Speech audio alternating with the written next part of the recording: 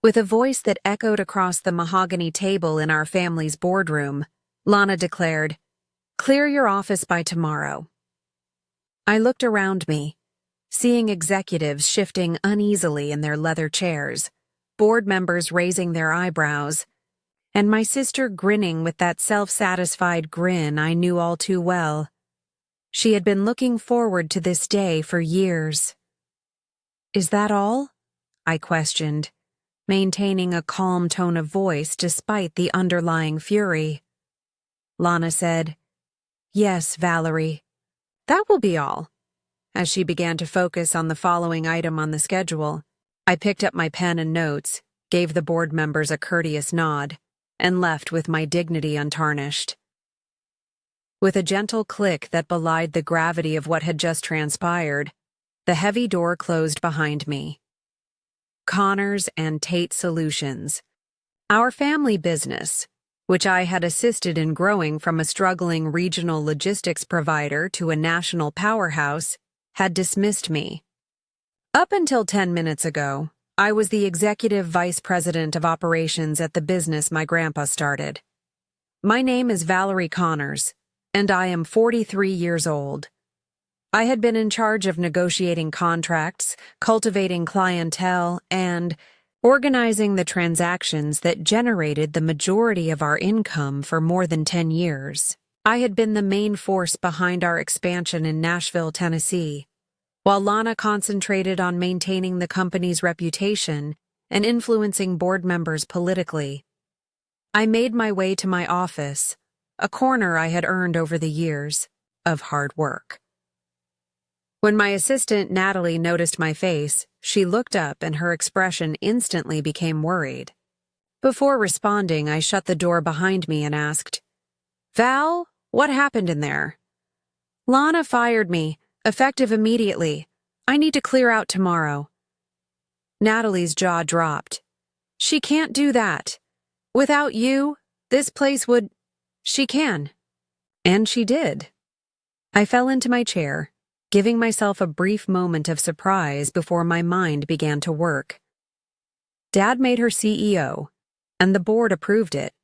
It's her show now. But why? "You've brought in over 70% of our major clients." I gave a small smile. "And that's precisely why I've outshone her for years, and she couldn't stand it."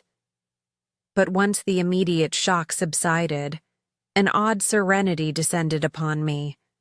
I took a leather portfolio I had saved for just such a situation out of my desk drawer. It contained contracts, agreements, and legal documents that I had painstakingly written over the previous 5 years. "Natalie," I began in a more composed tone, "do you recall that reorganization I carried out 5 years ago? The one in which I established VC Strategy Group?" Her eyes grew wide with insight. "Your consulting LLC, the one that technically holds all the client contracts?" I nodded, giving myself permission to grin for the first time since entering that board meeting. "I think it's time to remind my sister exactly who brings in the business around here." I had anticipated this for years. Despite her lackluster economic sense, Lana had always been preferred by our father, James Connors. She looked good. Most significantly, she never questioned his authority and had the appropriate contacts. I had ideas, though. Too many for a daughter in a conventional family business. Dad used to say, "You're making waves, Val," anytime I suggested a different course or method. Let's stick with what works. It seems that allowing Lana to claim credit for my inventions while I developed connections with shipping firms, storage facilities, and corporate customers throughout the Southeast was what worked. While I negotiated agreements that increased our profit margins by double digits per year, Lana served as the face of the industry at events. Using my numbers, Lana presented to the board. Our disagreements went beyond business. Lana embodied charm and social grace as a child, serving as the sorority president, homecoming royalty, and beauty queen. I was the practical one, more concerned with operational issues than with politics in the country club. Mom would ask politely, "Why can't you be more like your sister?" They never realized that I too formed connections, just different ones. She makes connections so easily. I cultivated contacts in conference rooms rather than at cocktail parties. I concentrated on adding value rather than social climbing. Clients eventually learned to trust me rather than Lana's slick presentations or the company's brand. When rumors about succession planning started to circulate 5 years ago, I took the initiative.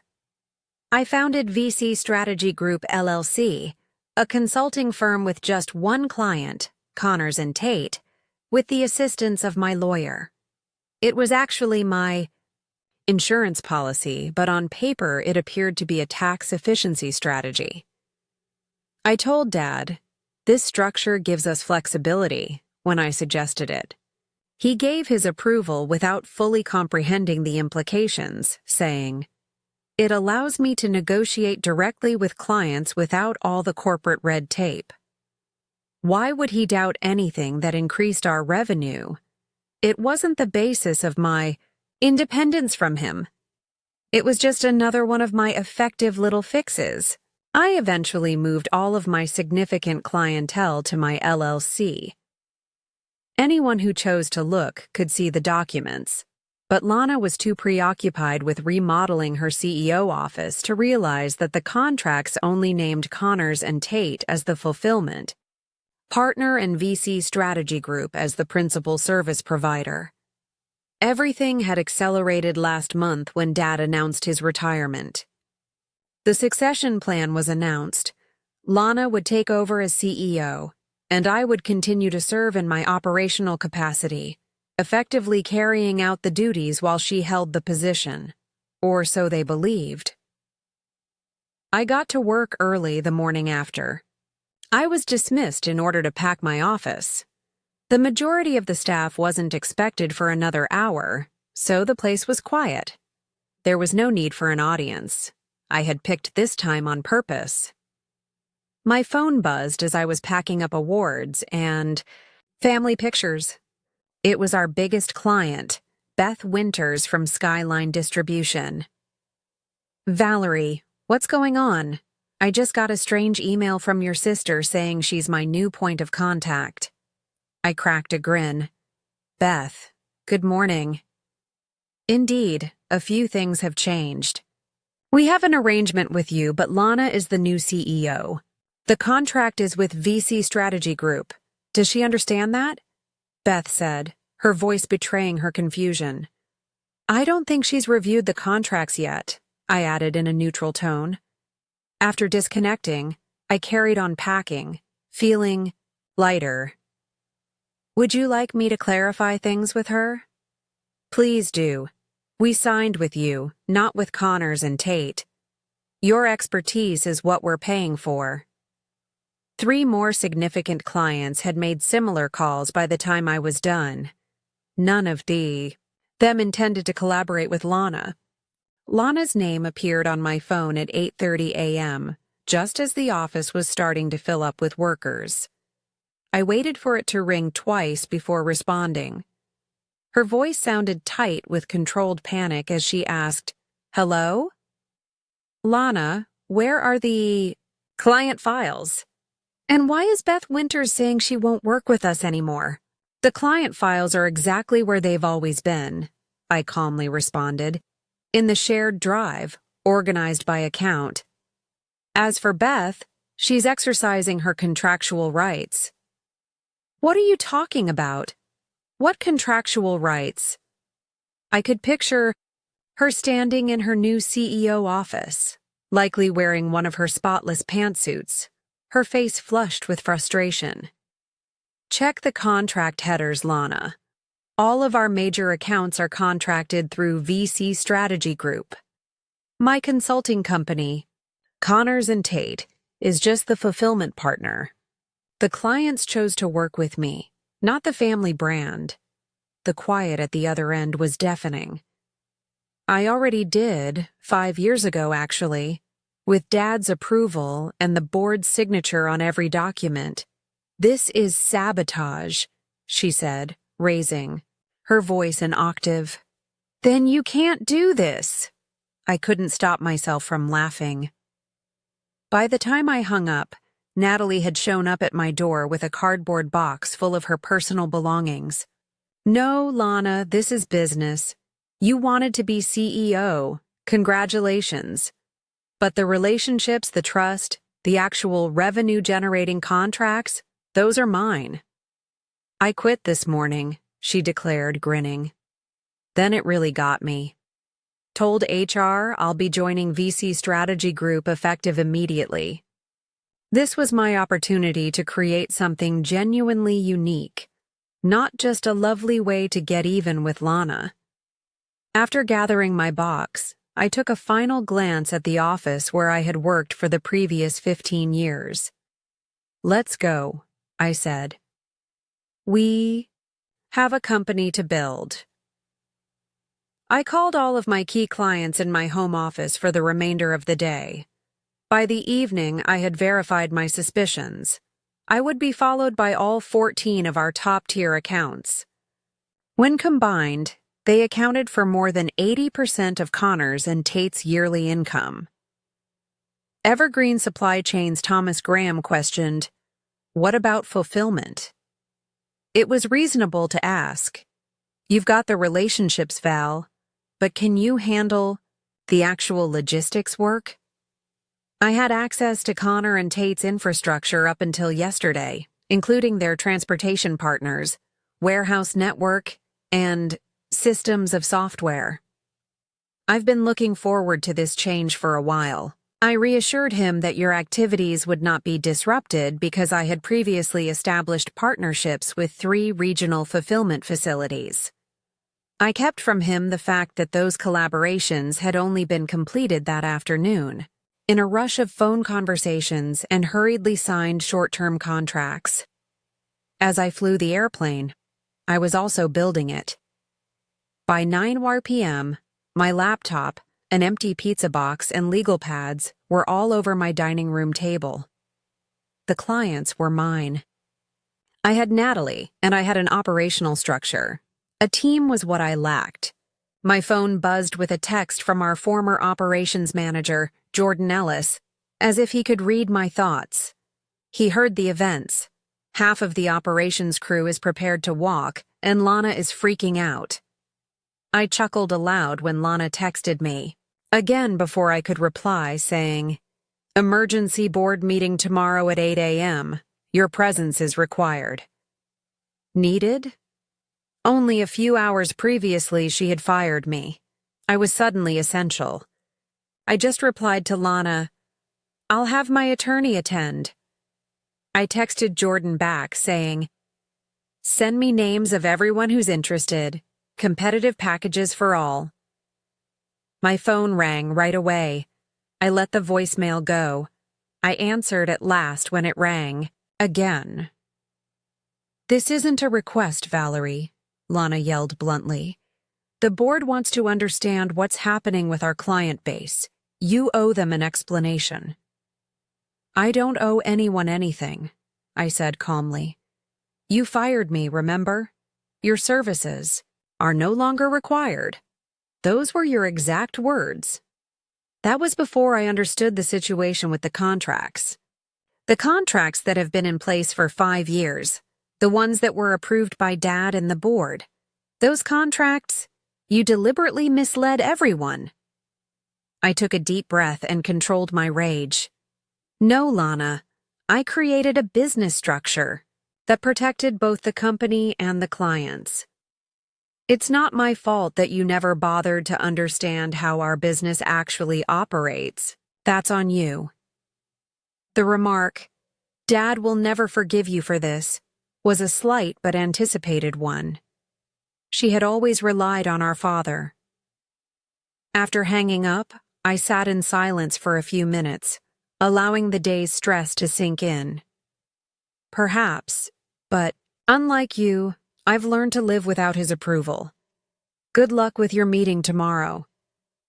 Had I prepared for this moment for 15 years?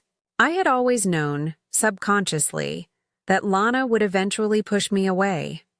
My LLC was designed as a shield to safeguard the value I had accrued via family politics, not as a weapon. Our father texted me again saying, "We need to talk." I put the phone down without answering. He could wait till tomorrow to say anything. I had to concentrate on starting a business from scratch tonight because customers were already anticipating service. I didn't miss the irony. Lana had unintentionally given me the push I needed to break away by attempting to sideline me.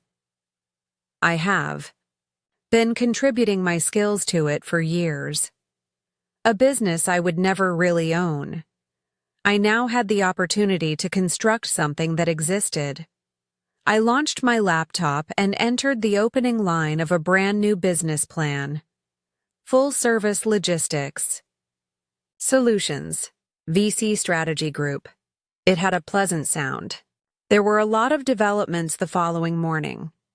Jordan sent me a list of 8 workers that were prepared to start working with me right away by 7 a.m. In order to represent my interests, my lawyer, Grace Levinson, left for the Connors and Tate board meeting at 7:30. By 8 a.m., I was holding my first staff meeting as the official CEO of VC Strategy Group while seated in a makeshift office that I had secured the previous night.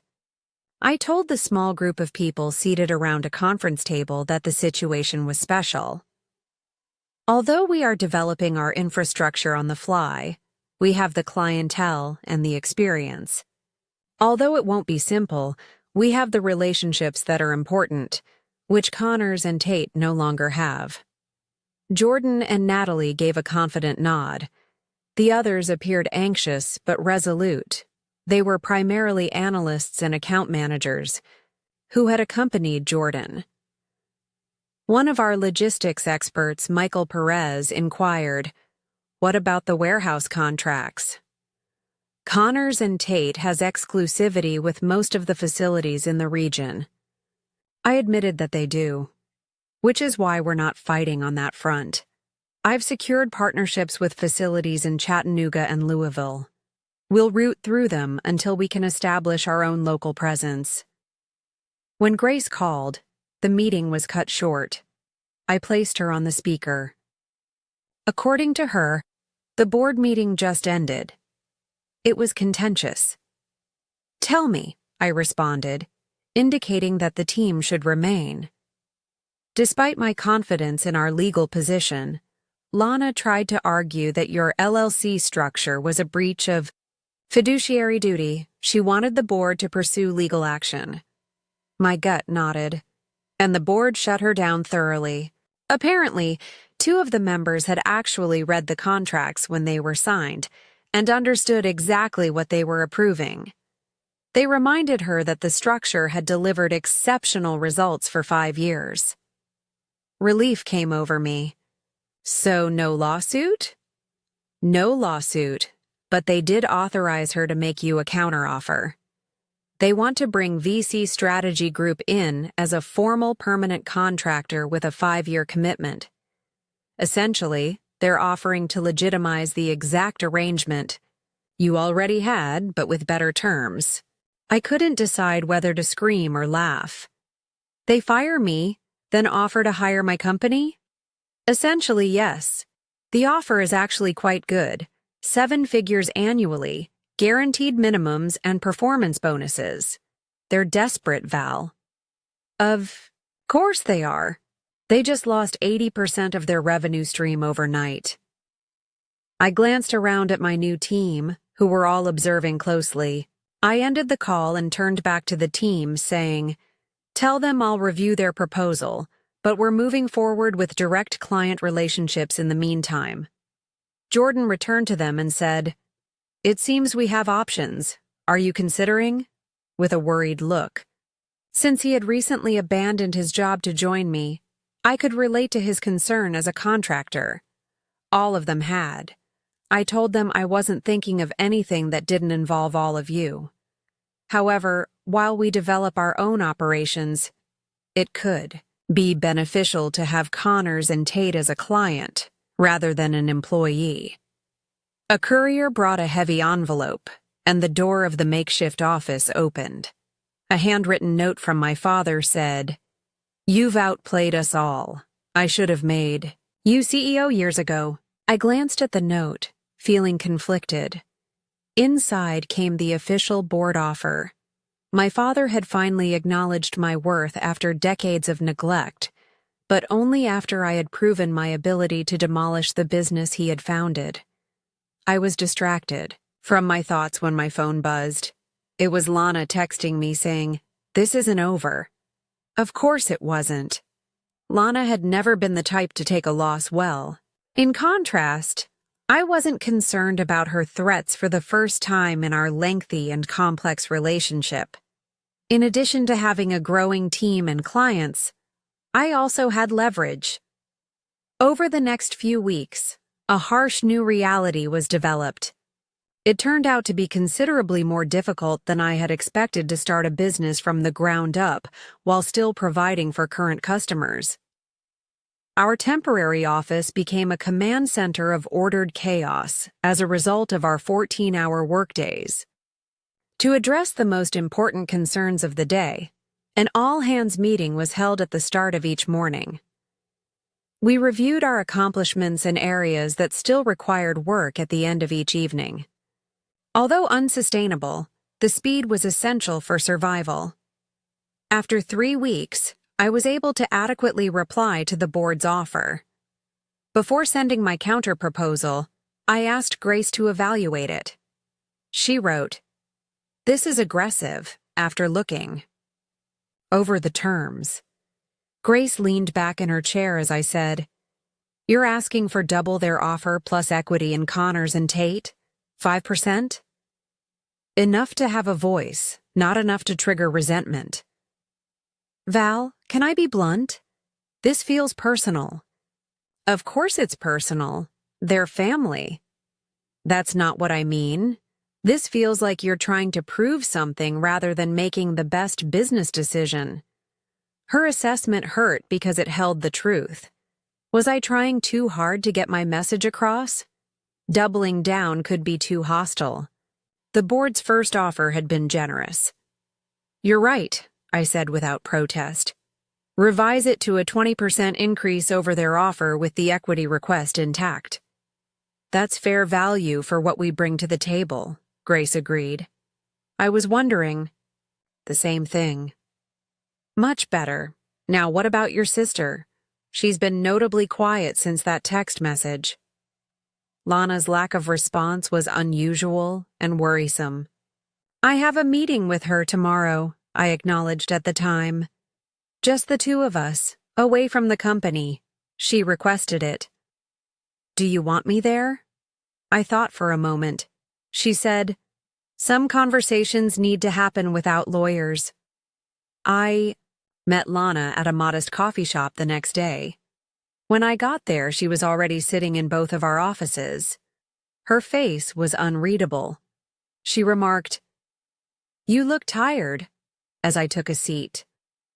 "Building a company is exhausting," I said in response. "You'd know that if you'd ever done it." It was a cliché, but my diplomatic skills had been eroded by weeks of stress. Lana didn't take the bait. I thought about her statement. "I've been doing some thinking," as she stirred her coffee, "about why you set up that LLC structure in the first place. Enlighten me. You never trusted us. Not me, not Dad, not the board. You always needed your own safety net. You have to win trust. Dad elevated your contributions while ignoring mine for years, Lana. You took credit for my labor for years." What exactly was I meant to believe? She said, "We're family," as though that clarified everything. I retorted that the reason businesses fail is because people mistake loyalty to family for commercial acumen. You were appointed CEO by your father because you are his daughter, not because you were the most qualified candidate. And you established a covert business to defraud our customers because you're what? A misinterpreted business whiz? I put in place a system that safeguarded the value I had generated. Value that you and Dad were pleased to enjoy until you decided I was worthless. At last, Lana's facade broke. You want to know why Dad made me CEO instead of you? Because you're ruthless, Val. This stunt with the contracts proves it. You'd burn down the whole company to prove a point. Her remarks were more devastating than I anticipated. Did they see me that way? As someone who, out of spite, is prepared to ruin our family's legacy? Silently, I didn't burn anything down, I said. We looked at one another across the table, decades of sisterly rivalry condensed into this moment of ruthless candor. You lit the match when you fired me. I'm just making sure I don't get consumed in the flames. So what happens now? Lana inquired at last. And there was the big question. I was standing in the lobby of Covenir Defense, our newest and biggest client, 3 months after Lana had fired me. Under their deal, VC Strategy Group's yearly revenue would surpass $40 million, which is nearly twice as much as my team's revenue, at Connors and Tate. As he showed me around their facilities, Edward Hughes, the procurement director for Covenir, said, "Impressive operation you've built in such a short time." We had a unique launching point, I said. An established team, proven expertise, just under a new banner and without the family drama.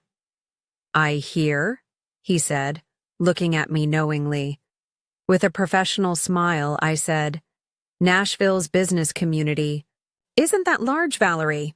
Word gets around. Every company has its evolution story. Indeed. Well, we're excited to work with you directly. Your reputation for hands-on management is exactly what we need for our supply chain overhaul. I went back to our new permanent headquarters later that afternoon. They were in a refurbished warehouse with open workstations, exposed brick walls, and private meeting rooms that were named after our original clients. We went from having 8 staff to 23 in just 3 months. Jordan, hardly able to control his eagerness, greeted me at the entrance. Our counter-proposal was approved by the Connors and Tate board, and we will now be their main logistics partner for the ensuing 3 years. I had a range of complicated feelings, including vindication, satisfaction, and a hint of sadness. Have they made an internal announcement yet? Slated for the morning of tomorrow. Lana will have to inform the entire organization that their primary business function is now being outsourced to her sister's company. She must have had a difficult time swallowing the tablet. Jordan smiled. I've heard that she battled it all the way to the end. At last, she received a directive from the board. Either accept the partnership or step down. I let out a sigh. I can't get her to forgive me. Never. Are you concerned? The question was reasonable. Long before this commercial dispute, Lana and I had a shattered relationship. Nevertheless, this arrangement felt more definitive than straightforward corporate rivalry. I acknowledged that I care, but not enough to jeopardize the work we're doing here. With the official announcement of our collaboration with Connors and Tate, VC Strategy Group entered a new stage of expansion. We had the stability to pursue aggressive expansion because our former company was now essentially our largest client. I was getting ready for an unexpected meeting 6 months after Lana dismissed me. My dad had asked to have lunch with me alone, at his favorite eatery. When I got there, he was seated there and appeared older than I had remembered. The strain of the business's impending demise had clearly taken its toll. He remarked, "You look good, Val," as I took a seat. I said, unsure of the direction of this conversation, Success suits you. Thank you. I waited, allowing him to continue. I owe you an apology, which surprised me. Several, actually. I should have recognized your talents years ago. I should have made you CEO when I stepped down. He raised his eyebrows. Lana had her strengths, I said, suddenly feeling compelled to defend my sister. I was blinded by traditional thinking. The oldest child inherits the crown regardless of capability. She did, but they weren't the right ones for leading the company. He addressed me directly. You outmaneuvered all of us, Val. You created your own safety net right under our noses. I'm not sure whether to be angry or impressed. Both would be appropriate, I replied with a slight grin. After a pause, he stated, the board is considering a restructuring. I almost choked on my water when I heard them say, they want to bring you back, not just your company as a contractor, but you personally as CEO. What about Lana? She would use her innate talent to become chief marketing officer. She'd never accept that. She already has, he said in response. Conditionally. What condition? That you two find a way to repair your relationship. That's why I'm here, Val. Not just as your father, but as the company founder. We need both of you working together instead of against each other. I pondered this unforeseen occurrence. I'm not sure whether that's feasible. It could not be. But isn't it worth a shot? I wasn't certain. I couldn't foresee bridging the gap between Lana and me at this point because it had widened so much. 6 months after starting my own business, I couldn't help but smile at the illuminated sign over our entrance as I walked out of our new offices on a cool fall evening. It had been a difficult but incredibly rewarding path from being fired to creating a successful business. I had turned treachery into incredible success, and now we had 35 workers, multi-million-dollar contracts, and even Connors and Tate as clients. As I looked to the future, I realized that I still had a lot more business stories to write, but the most memorable will always be how my sister's attempt to ignore me had unintentionally given me the empire I so richly deserved.